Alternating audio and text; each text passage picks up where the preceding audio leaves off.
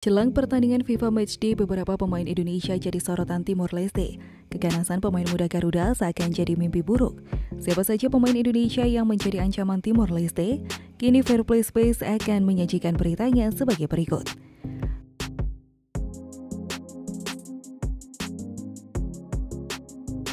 Timor Leste akan menjadi lawan timnas Indonesia dalam FIFA Matchday. Skuad Garuda akan menghadapi mereka sebanyak 2 kali, masing-masing pada tanggal 27 dan 30 Januari 2022. Sebanyak 27 pemain dipanggil Sinteyong untuk memperkuat timnas Indonesia. Para pemain lini tengah memiliki porsi yang banyak, yakni 10 pemain. Mereka berperan sebagai gelandang bertahan, tengah, serang hingga sayap. Para pemain berkualitas itu akan bersaing memperebutkan 4 tempat dalam skema 4-4-2, 4-3-3 hingga 4-2-3-1. Sinteyong tentu membutuhkan pemain kreatif untuk membantu timnas Indonesia mencetak gol dan meraih kemenangan. Sosok yang dibutuhkan merupakan pemain yang mampu mengatur tempo permainan hingga alur serangan. Apalagi pertandingan ini dimanfaatkan untuk mendongkrak posisi timnas Indonesia di ranking FIFA. Wajar bila Sinteyong ingin melihat kemampuan terbaik dari seluruh pemainnya. Tercatat ada 5 pemain yang punya peran sebagai playmaker di timnas Indonesia. Kehadiran mereka bakal menjadi kunci di lini tengah skuad merah putih. Lalu siapa saja mereka?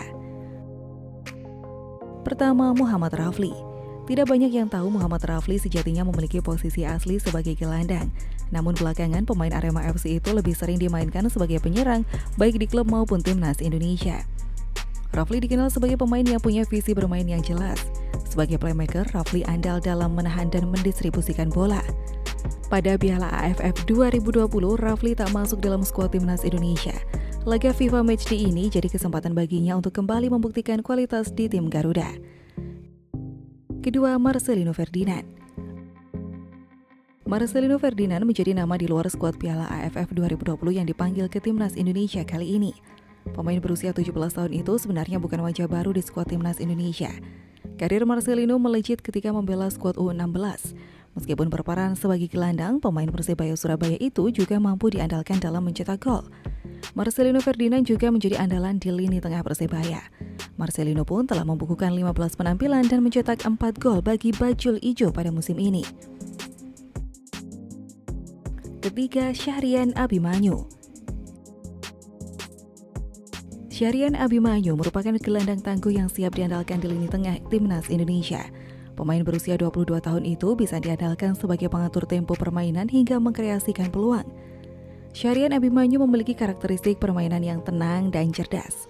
Itulah yang membuatnya layak menjadi penyeimbang di timnas Indonesia dalam FIFA Matchday nanti. Sayangnya, Syahrian Abimanyu belum mendapatkan banyak kesempatan bermain di bawah asuhan Sinteyong. Pemain Persija Jakarta itu baru membukukan 330 menit bermain.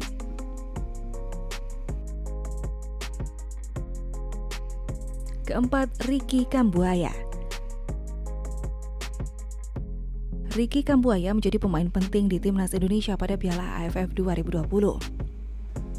Pemain berusia 25 tahun itu mampu mengalirkan bola dengan baik di lapangan tengah. Selain itu, Ricky juga punya kualitas individu dalam mendribel dan melepas tembakan.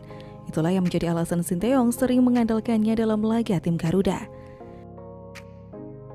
Dan yang kelima, Evan Dimas. Evan Dimas merupakan pemain kesayangan Sinteyong di lini tengah timnas Indonesia. Sinteyong bahkan menjadikannya sebagai kapten timnas Indonesia. Evan Dimas memiliki peran penting di lini tengah timnas Indonesia dan pemain Bayangkara FC itu mampu menghubungkan lini tengah dan depan saat membangun serangan. Kontribusi besar itulah yang membuat Sinteyong sering menjadikan Evan Dimas sebagai starter di timnas Indonesia. Evan tercatat sudah tampil sebanyak 950 menit di timnas Indonesia asuhan Sinteyong.